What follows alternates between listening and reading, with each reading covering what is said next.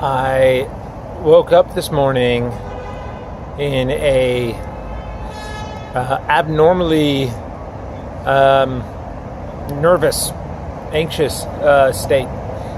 Sometimes it's always there in the mornings, and this morning was just a little bit more. I had last night some friends came over and did some healing and massage and energy, and it was awesome. And my legs were kind of moving, my foot was kind of moving, and it was just great. And been spending almost every night, somebody's come by to share some magic, and it's been wonderful.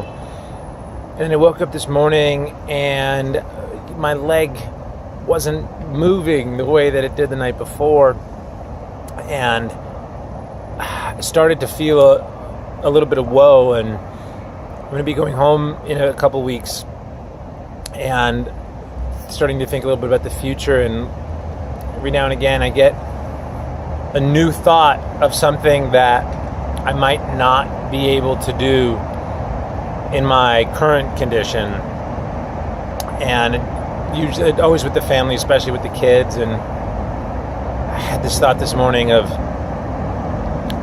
not being able to ride bikes with my son,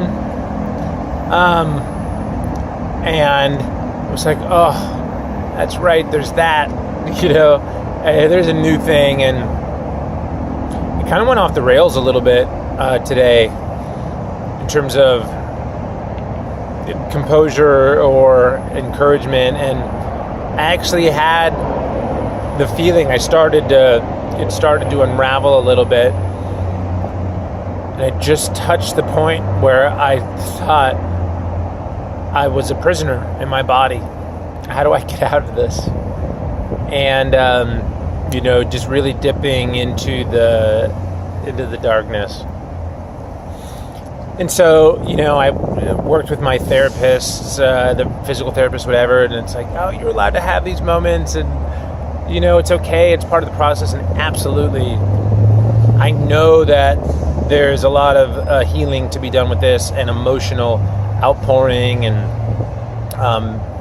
trauma from childhood and future life, and all this learning that's supposed to happen. And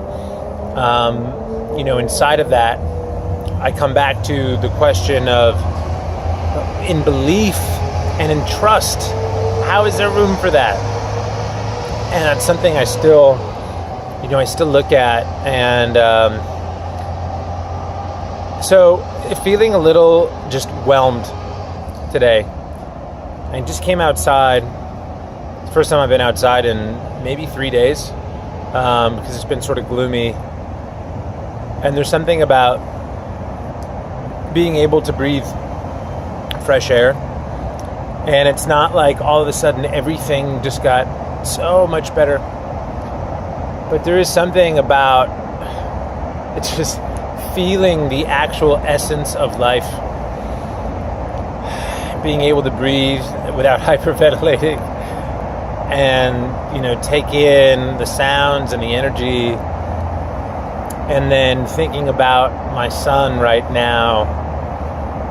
What a blessing that it is that I get to have him, and I get to see him and love up on him and participate in his life. And I can get a bike that I pedal with my hands or something. There are other issues of things that I don't know what the ways to work around them are, like picking my daughter up out of her crib. I don't know what the workaround is to that, and maybe there isn't, but I get to hug her when she's out. And that's so much better than not having that opportunity. And that's what I'm experiencing now, taking that next step, with the woe of, I don't have this, I can't do that, I won't be able to do that. There's always the but to that, what you can do and what is available. And it's easy to fall in to the whatnots, because halves are so present always that I think sometimes we take them for granted. And if anything else, today might have felt a little bit like a step back.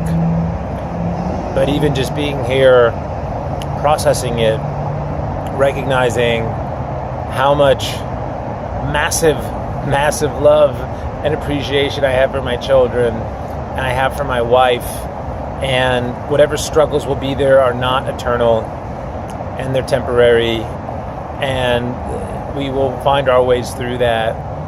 And there's the larger picture of what that means for life. With anything, it always gets better. And then in that betterness, you find the wonderfulness, not just that it's better than something else, but it's blissful. And, the love that is present is blissful. So thank you to the fresh air. Thank you to the love. And God bless Dodger baseball. Game 7 of the World Series is tonight. So it always gets better.